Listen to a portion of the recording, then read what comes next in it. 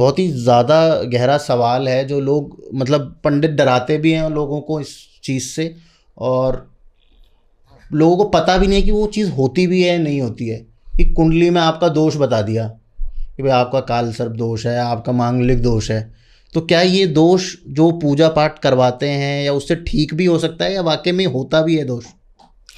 देखिए, दोष तो बनने के अपने अपने एक तरीके से फॉर्मूलाज हैं। अच्छा, है ना, कि आपकी कुंडली के अंदर अगर राहु एक जगह बैठा है और सारे ग्रह उसके मुंह में जा रहे हैं तो काल सर्प दोष है।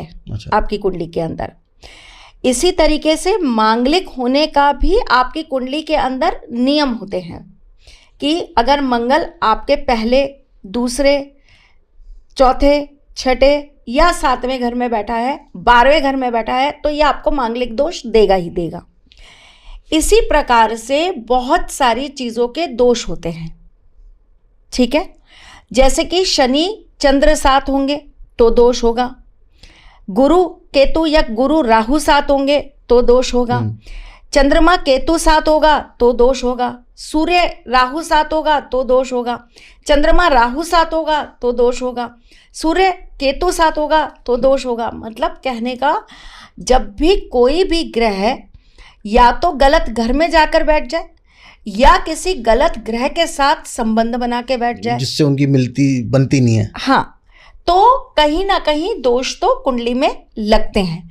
लेकिन दोषों का बहुत सारे नियमों से परिहार भी हो जाता है। अच्छा। समाधान भी हो जाता है। जैसे कि मांगलिक दोष में लोग ये तो कह देते हैं कि हाँ मांगलिक दोष है, लेकिन अगर उस मंगल के ऊपर गुरु की दृष्टि आ रही होगी तो वो मांगलिक दोष जो है वो कमजोर हो जाएगा। अच्छा, आंशिक नहीं, उसकी जो एक तीव्रता है या ये कह लीजिए कि उसका जो एक तेज है जो विस्फोट करने वाला है, वो एक तरीके से आप ये समझ लीजिए उसके ऊपर पानी डल गया। अब वो स्टिल है तो सही, कुंडली से जा नहीं रहा है, लेकिन उसके अंदर पावर ही नहीं बची कुछ करने की। अच्छा, तो मतलब वो जो बोला जाता है कि भाई मांगलिक हो तो आप मांगलिक से ही शादी कर सकते हो, ऐसे बंदा किसी से भी कर सकता है। हाँ, कर सकता है। इसी प्रकार से अगर किसी की कुंडली के अंदर मांगलिक दोष है और उसके लाइफ पार्टनर की कुंडली में सूर्य बहुत अच्छा है, अच्छा, शनि बहुत बली है और बहुत अच्छे स्थान में विराजमान है, अच्छा, तो भी वो एक दूसरे के साथ में जिंदगी व्यतीत कर लेंगे। थोड़ी खटपट के साथ कर लेंगे, बट कर लेंगे, वो शादी चल जाएगी। अब आपने मुझसे दूसरा सवाल ये कहा कि क्या पूजा पाठ से ये चीज खत्म की जा सकती है। देखिए, कोई भी कुंडली का ऐसा दोष नहीं है, बड़े से बड़ा कोई ऐसा दोष नहीं है जिसे हम पूजा पाठ से खत्म ना कर सके। अच्छा, कुंडली क्या है? कुंडली एक तरीके से आपका डायग्नोस्टिक सेंटर है, ब्लूप्रिंट है हमारा, ब्लूप्रिंट है आपका, ठीक है, आपका एक्सरे है। कुंडली से आप अपनी जीवन की हर एक चीज को डायग्नोज कर सकते हो। अच्छा, ठीक है, आपकी बीमारियां, आपका परिवार, आपकी शादी, आपका पैसा, आपका प्रोफेशन, आपके बच्चे, आपके दोस्त, एनीथिंग, आपकी गाड़ी, आपका घर, सूक्ष्म से सूक्ष्म चीज और बड़ी से बड़ी चीज आप कुंडली से पता कर सकते हैं। ठीक, लेकिन अगर कुंडली में कुछ बुरा है, यानी कि आपने एक किसी एस्ट्रोलॉजर को अपनी कुंडली दिखाई और आपने उसको जाकर कहा कि भाई बताइए मेरी कुंडली में क्या अच्छा है क्या बुरा है। वैसे 99.9% एस्ट्रोलॉजर सिर्फ बुरा ही बताते हैं, आई डोंट नो व्हाई। ठीक है, आपकी कुंडली के अंदर अगर एक ग्रह बुरा है या 2 ग्रह बुरे हैं तो भाई 7 ग्रह अच्छे भी तो होंगे। चलो 7 के 7 अच्छे ना हो, उसमें से 4 ग्रह तो कम से कम आपको सपोर्ट कर रहे होंगे। तो डराने वाली कौन सी चीज हर कुंडली के अंदर आ जाती है, मुझे ये आज तक समझ में नहीं आया। अगर कोई दोष है भी तो उस दोष का निवारण भी होता है, दवाई है। आपने अगर किसी चीज को डायग्नोज कर लिया, सपोज मैंने आपको बोला कि आपकी कुंडली के अंदर काल सर्प दोष है, पहले तो ये बताइए कि काल सर्प दोष है या काल सर्प योग है। अच्छा, ये भी फर्क है? बिल्कुल फर्क है। काल सर्प की वजह से बहुत सारे लोगों ने उपलब्धियां पाई हैं, जिसमें इंदिरा गांधी की कुंडली थी। अच्छा, सचिन तेंदुलकर की कुंडली है, और पंडित तो बोलते अब हैं काल, पर्सनली तो आकर मुझे किसी ने नहीं दिखाई, लेकिन जो ऑनलाइन अवेलेबल है मैं उसी के हिसाब से आपको बता रही हूँ। पंडित तो बोलते हैं ना कि काल सर्प दोष आ गया तो अब तो आपका कुछ मेरी काम ज्यादा अपनी होने वाला कुंडली है। में काल सर्प है। अच्छा। अब आप इसे योग कहेंगे या दोष कहेंगे? और मैं तो लाइव एग्जाम्पल बैठी हूं आपके सामने कि कम से कम 15,000 मेरे नाम से फ्रॉड आइडिया बनी हुई हैं। अच्छा, 15,000? 15,000 तो मैंने गिन लिए भाई, पता नहीं और कितनी होंगी, आई डोंट नो। ठीक है, तो आप फ्रॉड भी नहीं कहूंगी, मतलब उनका, मेरे कहने का मतलब यह कुछ तो है उनमें से जो बेवजह अपने नंबर्स दे रहे हैं, लेकिन कुछ बच्चे ऐसे भी हैं जो मेरे वीडियोस शेयर करते हैं, अपलोड करते हैं। तो 15,000 अगर मेरी नाम से लोग वीडियो शेयर करने के लिए आईडीज बनाकर बैठे हैं, तो इट मीन्स कुछ तो होगा मेरा जो वो कर पा रहे हैं। तो मेरा सिर्फ इतना कहना है कि आपके सामने लाइव तो मैं ही बैठी हूँ, अगर काल सर्प दोष मेरी कुंडली के अंदर मुझे परेशान कर रहा होता तो क्या मुझे इतना नाम, इतना फेम मिल पाता अपनी लाइफ में? नहीं, बल्कि तो मतलब आप कह रहे हो कि काल सर्प बल्कि फेम भी देता है। फेम भी देता है। राहु ही आपका काल सर्प बना, राहु आपका काल सर्प बना रहा है, और मैं राहु के माध्यम से ही काम कर रही हूँ। इंटरनेट राहु है, सोशल मीडिया आपका राहु है। तो आप मुझे बताइए ना, मेरी कुंडली के अंदर काल सर्प दोष है अगर, तो फिर मेरे को ये सब चीजें कैसे मेरे फेवर में आ रही हैं? तो फिर वो काल सर्प योग होगा। एग्जैक्टली। लोगों को ये ही नहीं पता कि दोष और योग में अंतर क्या है। प्रॉब्लम क्या हुई, देखिए हमारी जो ज्योतिष है, ज्योतिष के अंदर जो इंसान के जीवन में सिम्टम्स आते हैं। अब जैसे मैं आपको एक छोटी सी बात बताती हूँ, घर के अंदर पारिवारिक कलेश है ना, आपस में बनती नहीं है। इसका कारण आपका सूर्य भी हो सकता है और इसका कारण आपका गुरु भी होता है। अच्छा, मतलब सूर्य ज्यादा तेज है तो वैसे भी आपको थोड़ा सा पारिवारिक कलेश देगा। गुरु भी अगर आपका अच्छा नहीं होगा तो वो भी पारिवारिक कलेश देगा। अब गुरु आपका लाभ स्थान में बैठा है और अपनी सम राशि में बैठा है, लेकिन गुरु आपका सही नहीं है, कुंडली के अंदर नीच का है या किसी ऐसे घर में बैठा है जहां उसका सपोर्ट नहीं हो पा रहा। तो अब आप क्या कहेंगे कि आप सूर्य की वजह से घर के कलेश झेल रहे हैं या गुरु की वजह से? ये तो मैम आप ही बता सकते हो किस वजह से झेल रहे हैं। मैं आपको वही समझा रही हूं कि हर चीज केवल नकारात्मक नहीं होती। काल सर्प दोष केवल आपकी कुंडली में नकारात्मक नहीं करता। घर में लगी हुई एक बंद घड़ी भी ना दिन में 2 बार सही समय दिखाती है साहब। बात तो बहुत सही कही आपने जी। तो हर चीज का एक नेगेटिव इम्पैक्ट नहीं आता। तरक्की रुक रही है, सक्सेस रुक रही है, जीवन में कुछ चीज आपको मिल नहीं पा रही है, बार बार आप गिरते जा रहे हैं, क्या दिक्कत है? काल सर्प दोष है। 3 बार तो मैं अपनी पूजा करा चुका हूँ काल सर्प की। शाबाश, आपको हमारे पास आना चाहिए था। खैर एनीवेज, फिर लोग कहेंगे ये बहुत महंगी है, इनके पास पहुंचना बहुत मुश्किल है। चलो कोई बात नहीं, किसी ढंके के पास चले जाइए जो अच्छे से आपकी कुंडली का विश्लेषण कर पाए। तो मेरा सिर्फ इतना सा कहना है कि हाँ ठीक है, आप पहले ये समझ लीजिए कि वो दोष है भी या हम उसको जबरदस्ती डराने के लिए दोष बना रहे हैं। आपको सिर्फ एक पिंपल हुआ है या सच में आपकी बॉडी के अंदर वो कैंसर का एक फोड़ा बन गया है?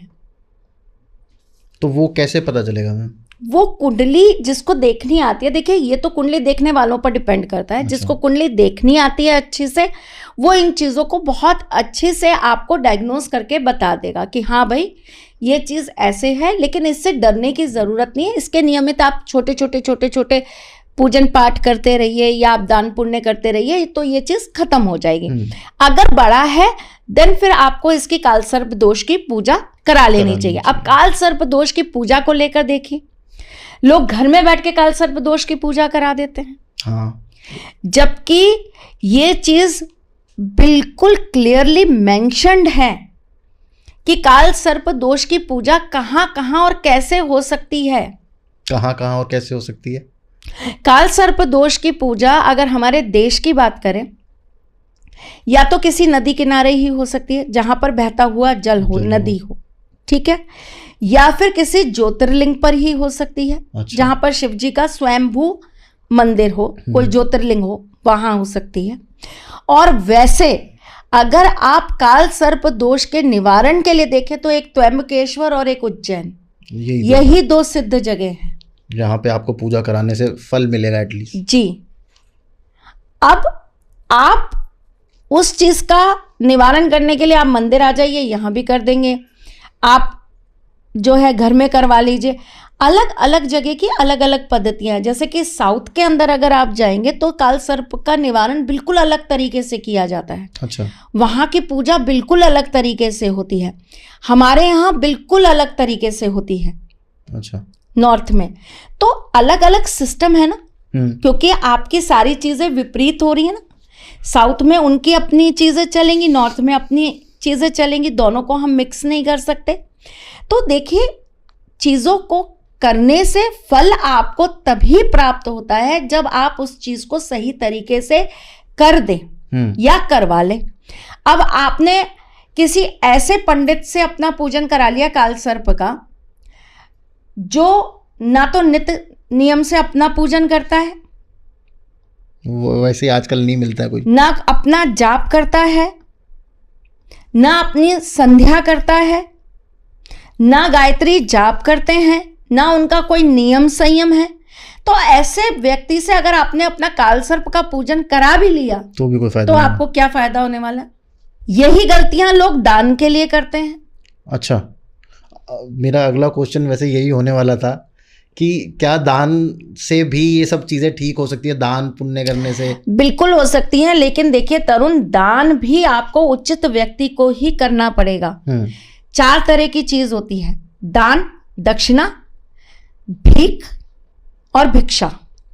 अच्छा, इन चारों में भी आप मुझे थोड़ा सा अलग अलग डिफरेंस भी मैं बता दो। आपको इस क्वेश्चन का आंसर करने के बाद वो भी समझाती हूँ।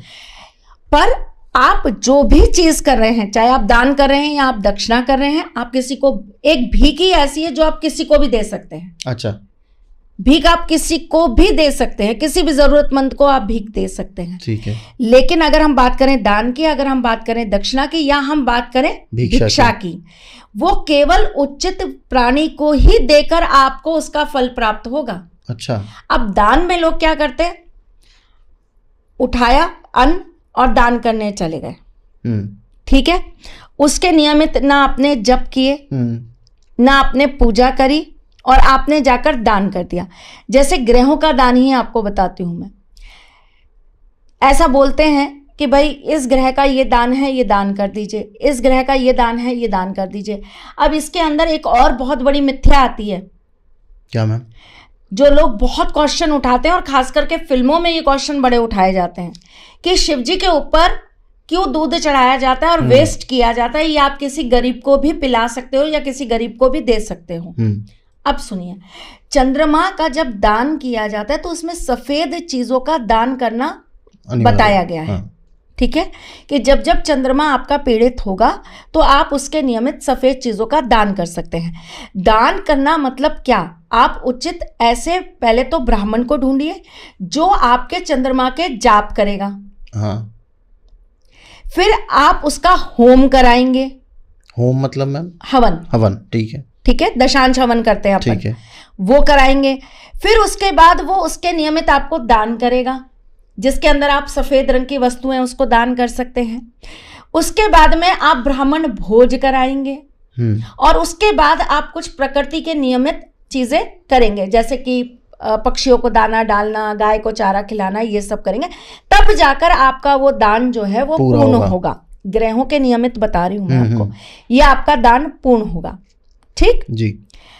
अब कोई व्यक्ति अगर असमर्थ है, वो व्यक्ति अगर किसी पंडित को 51,000 रुपए नहीं दे सकता अपने जाप के लिए या अपने पूजन के लिए, तब ऐसी कंडीशन में क्या करेगा? पीड़ित रहेगा, चंद्रमा से पीड़ा उठाता रहेगा। तब देखिए हमारा सनातन धर्म कितना प्यारा है, हर किसी के बारे में, हर किसी की व्यवस्था के बारे में सोचा हुआ है, हर किसी के हिसाब से अपने आप को ढाला हुआ है। इतना किसी के बारे में सोचना किसी धर्म में है? नहीं है, किसी धर्म में नहीं है साहब। ये सिर्फ सनातन धर्म करता है कि अगर कोई गरीब है तो उसका भी सोच रहे, कोई अमीर है तो भी सोच रहे हैं, अगर कोई बहुत ज्यादा व्यस्त इंसान है उसका भी सोच रहे हैं, और कोई नहीं कर सकता किसी कारणवश तो उसका भी सोच रहे हैं, उसके लिए भी है ना। तो ऐसी कंडीशन में जब आपका चंद्रमा आपको पीड़ा दे रहा है तो आप क्या करेंगे, आप ईश्वर पर जाकर वो सफेद रंग की वस्तु भेंट कर देंगे, वो देखेंगे फिर अब।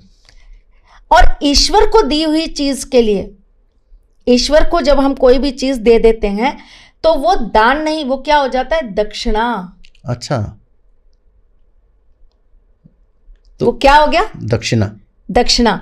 और दक्षिणा से आपको क्या मिलता है, आशीर्वाद। आशीर्वाद, जैसे गुरु दक्षिणा दी जाती है, कन्या दक्षिणा दी जाती है। हम छोटे बच्चों को, लड़कियों को अपने यहाँ नवरात्रि में पूजा कराते हैं, फिर उनको दक्षिणा देते हैं। ये बात अलग है कि आजकल उसमें भी पेप्सी पिला दी जाती है, कुरकुरे दे दिए जाते हैं, ये दक्षिणा नहीं है। दक्षिणा का भी अपना एक महत्व, अपना तरीका है। हाँ हाँ, इनके सबके नियम हैं। अच्छा। हमारे यहाँ तरुण जानते हैं सबसे बड़ी प्रॉब्लम क्या है, आप मतलब मेरे को ऐसा लगता है, अगर मैं अपने टोटल, मैं तो अपनी बात कर रही हूँ इसलिए अपनी ही बात करूंगी, मैं किसी और की बात नहीं करूंगी। मैं अगर टोटल लगाऊं तो मुझे ऐसा लगता है बिलियंस में मेरे व्यूज हैं। बिलियन से भी ऊपर कुछ होता होगा तो शायद वहां तक भी पहुंच गए हूं, तो मैं बड़ी बात नहीं करती, लेकिन बिलियंस तक तो मेरे व्यूज हैं। उसमें आप कम से कम 50 से ऊपर प्रतिशत ऐसे लोग देखेंगे जो कमेंट्स करते हैं, ये सब बकवास होता है, ये सब खराब होता है, ये होता है, ये वो होता है।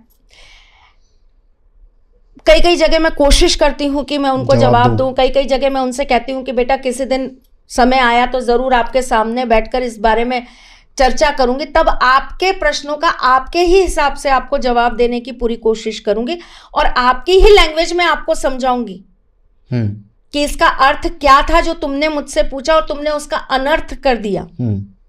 ठीक। लेकिन पता है, जब मैं बहुत तसल्ली से, शांति से, क्योंकि देखो मैं एक कृष्ण भक्त हूं और अध्यात्म से जुड़ी हूं, ज्योतिष करती हूं और एक ब्राह्मण स्त्री हूं, तो इन सब चीजों को अगर मैं जोड़ूं तो कहीं ना कहीं मुझे ना हर वही जो मैंने कहा, जो मेरा धर्म मुझे सिखाता है, मेरा सनातन धर्म मुझे सिखाता है कि हर किसी के हिसाब से ढलना, ये मेरा धर्म मुझे सिखाता है। तो जब मैं वैसे सोचने लगती हूँ कि सामने वाले ने ऐसा क्यों कहा, उसने मेरी इस बात पे कटाक्ष क्यों किया, तो जानते हैं इस चीज़ का रिसर्च करके मैंने एक संशोधन निकाला, और ये संशोधन ये निकला तरुण कि बेसिकली गलती उनकी है ही नहीं, उनको सिखाया ही नहीं गया, उनको सिखाया ही नहीं गया। किसी घर के अंदर ये नहीं सिखाया जाता कि आप सुबह उठकर जब आप नहाकर बाहर निकल रहे हैं तो आप किसी को अपने आप को टच मत करने दीजिए, आप सीधा जाकर पहले भगवान का पूजन करिए। अगर किसी ने आपको टच कर लिया तो अब आप फिर अपवित्र हैं, आपको दोबारा से नहाना है। अच्छा, इसको तो लोग फिर अंधविश्वास मानने लग जाते हैं ना कि ये क्या है। मानिए ना, हमारे पास तो प्रमाण है इन चीजों के, वेद हैं हमारे पास, और वेदों से पुराना कुछ नहीं है। नहीं। आपकी साइंस भी वेदों के बाद बनी जी, वो बहुत सी साइंस की थ्योरीज वेदों में लिखी हुई हैं, तो हम तो वेदों में दिखा देते हैं ना कि ये चीज है कि नहीं है। आप कहीं दूर कहाँ जा रहे हैं, तो हम तो तैयार हैं इनकाउंटर लेने के लिए। आप तैयार हुई उस चीज को एक्सेप्ट करने के लिए कि अगर हमारी चीजें, हमारा सनातन धर्म इस ऊंचाइयों तक बैठा है, आप और हम और ये लोग तो क्या तर्क वितर्क और कुतर्क करते होंगे।